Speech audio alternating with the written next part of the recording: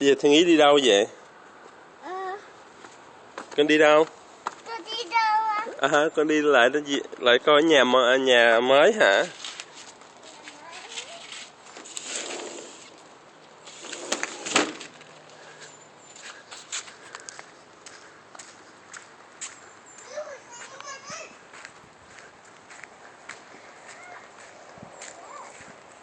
Wow, Thiên Ý có nhà mới.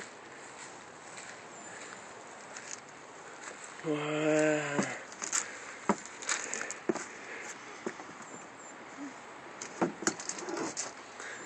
Bye. Want a pizza? A pizza hả? Yeah, I want a pizza. Panay pizza. Panay today pizza. What's the watches? Come on. Okay. House.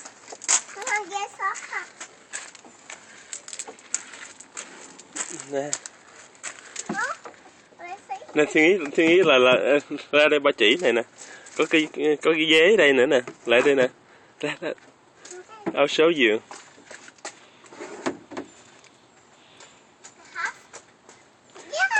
Yes. Yeah. Đó. Yeah, con ngồi đó, con ngồi xuống. Wow. Thích không?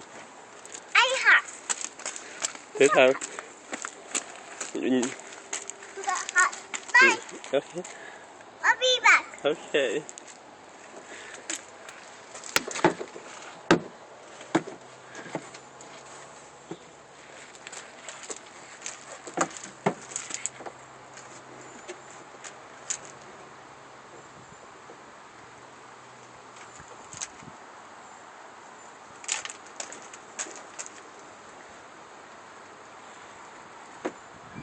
Okay.